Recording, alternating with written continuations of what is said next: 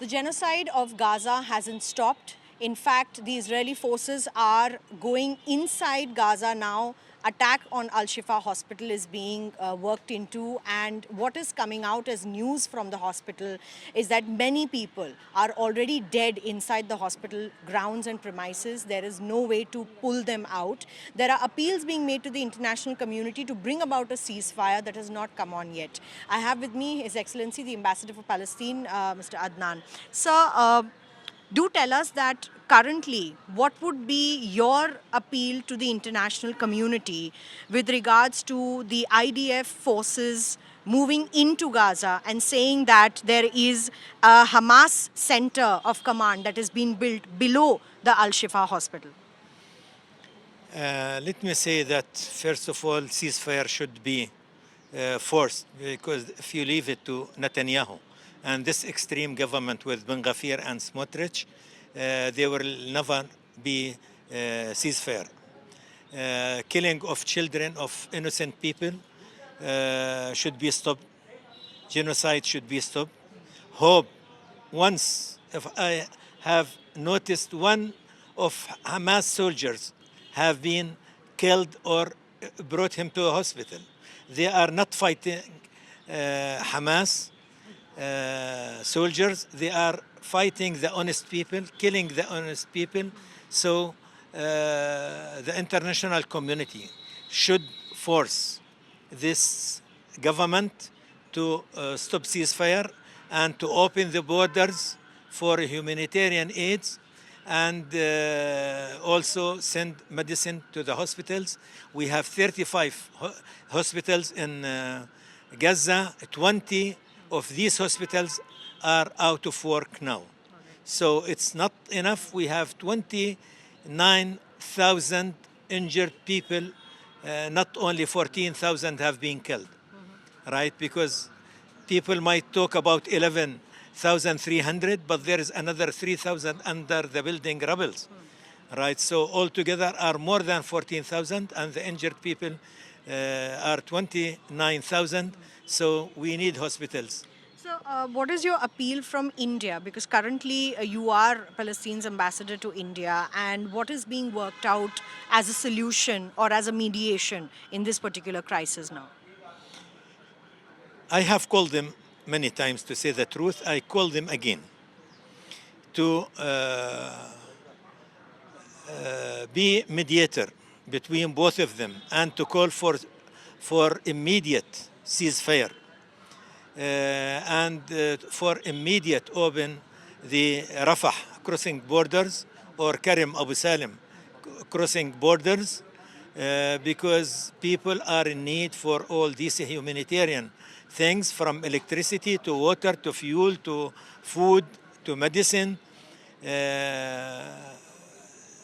You can imagine a country like India without a fuel for 40 days.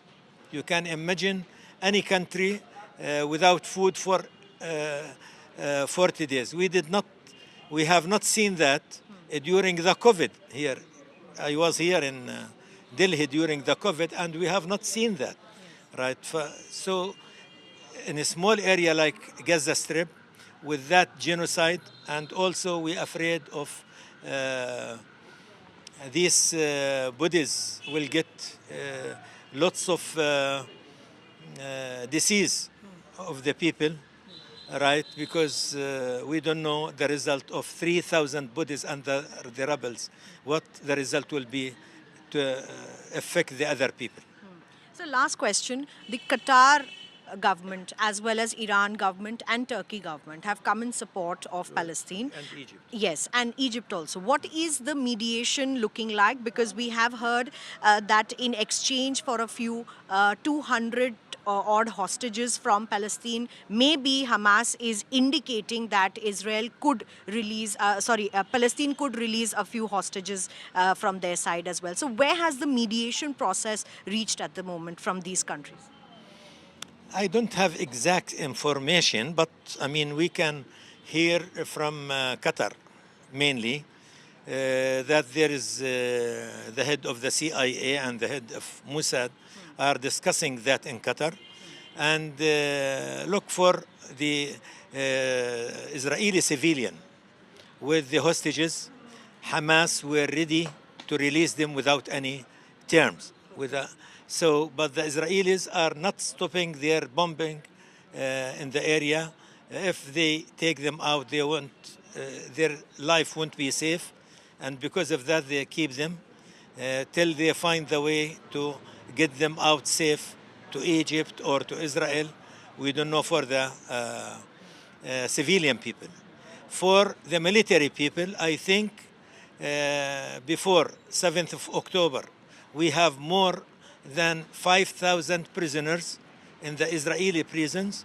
And from 7th till now, we have 2,750 people has been captured from in West Bank, right?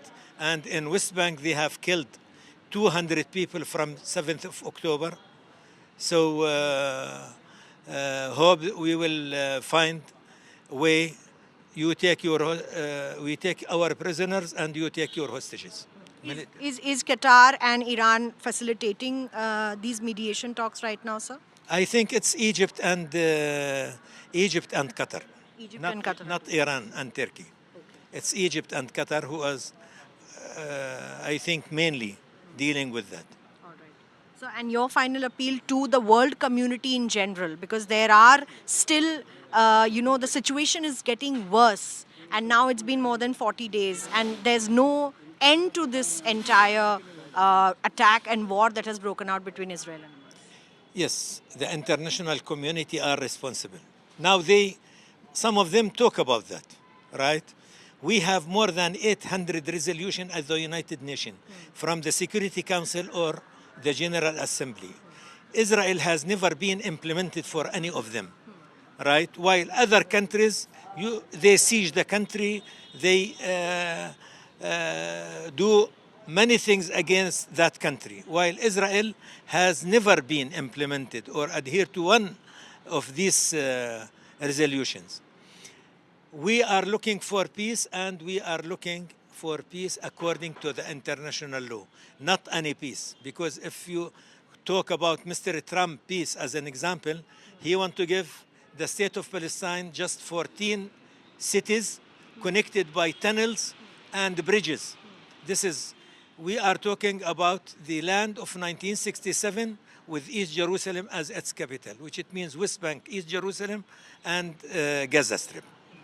All right, so thank you so much for speaking to us on India Today. And of course, the community at large internationally is divided over the Israel and Palestine conflict, but certainly in that sense, one has to realize that there are many people that are dying in Palestine's Gaza Strip as well as in Israel, and somewhere these killings must stop. The appeal from the Palestinian authorities' side and the ambassador is that the international community needs to act to bring in a ceasefire soon.